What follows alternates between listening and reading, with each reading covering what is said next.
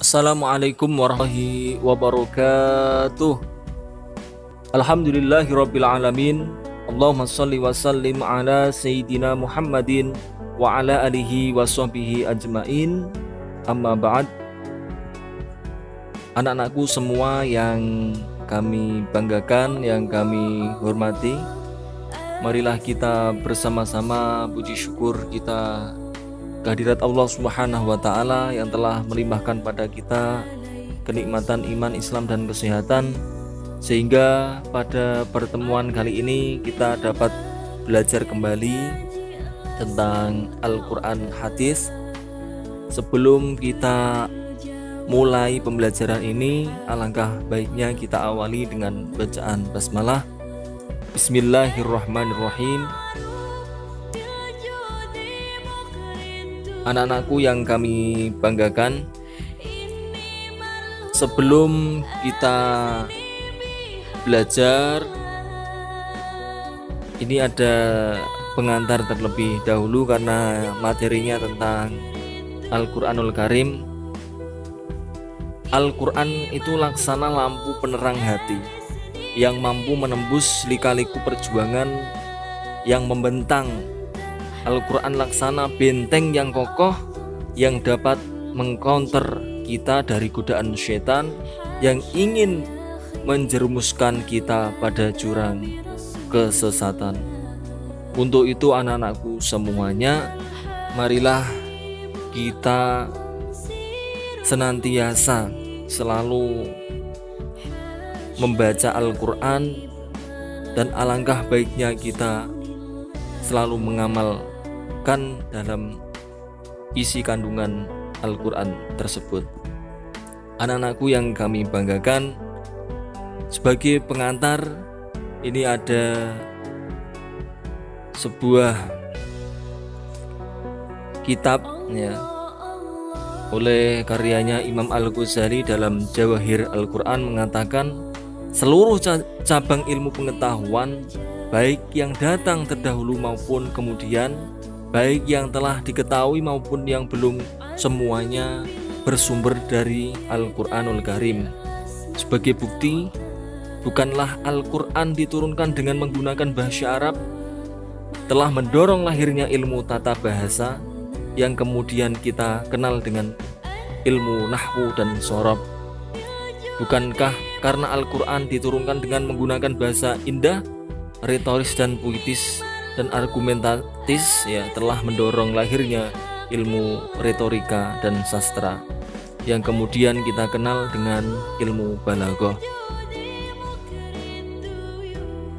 Bukankah karena kita diperintahkan untuk membaca Al-Quran dengan baik dan benar telah mendorong lahirnya ilmu qiraat yang kemudian kita kenal dengan ilmu tajwid. Bukankah karena Al-Quran menceritakan proses penciptaan manusia dan alam telah mendorong lahirnya ilmu kehidupan yang kemudian kita kenal dengan biologi.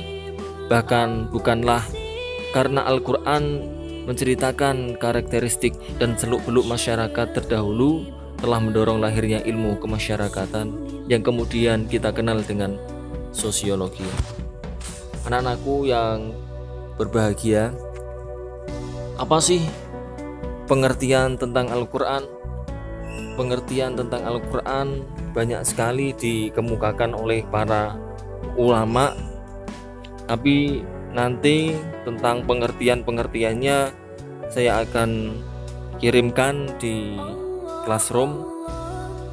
Dan di sini dari beberapa ulama tersebut, dari beberapa pendapat itu dapat disimpulkan beberapa unsur dalam pengertian Al-Quran. Di antaranya, Al-Quran adalah firman atau kalam Allah Subhanahu wa Ta'ala.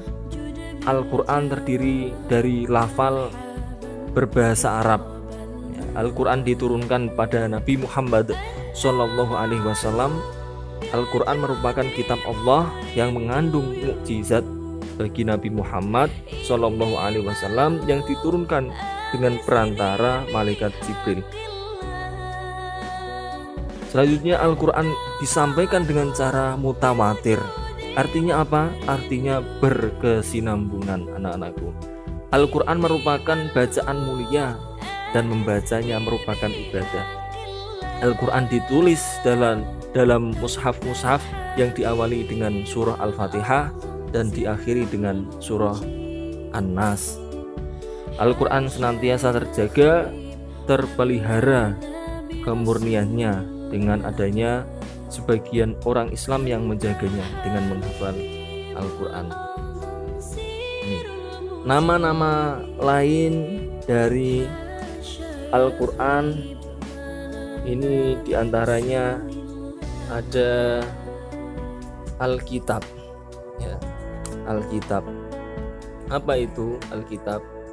Ya, Al-Quran sering disebut sebagai kitabullah, artinya kitab suci Allah. Ya, kitab juga bisa diartikan yang ditulis. Sedangkan ayat Al-Quran yang di dalamnya terdapat kata Alkitab sebagai nama Al-Quran adalah Quran surah Al-Imran ayat 3. Nih, A'udzubillahi minasyaitonirrajim. Bismillahirrahmanirrahim. Nazzala 'alaikal kitaba bil haqqi musaddiqan lima baina yadayhi wa anzalat Taurata wal Injil. Nah, ini yang artinya, anak-anakku, Dia menurunkan kitab Al-Quran kepadamu Muhammad, pada Nabi Muhammad, yang mengandung kebenaran, membenarkan kitab-kitab sebelumnya dan menurunkan Taurat dan Injil. Ini merupakan penjelasan atau arti dari Quran surah Ali Imran ayat ke-3.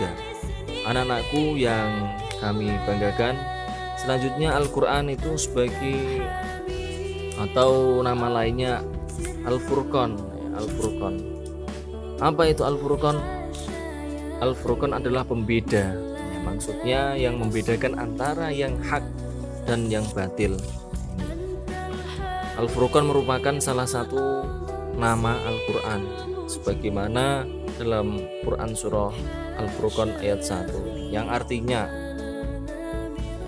Maha Suci Allah yang telah menurunkan Furqan Al-Quran kepada hambanya, yaitu Nabi Muhammad SAW, agar dia menjadi pemberi peringatan kepada seluruh alam, jin dan manusia. Itulah merupakan pengertian, ya, atau arti dari Quran surah Al-Furqan ayat 1. Anak-anakku yang kami banggakan, Al-Quran merupakan sumber ajaran Islam yang pertama.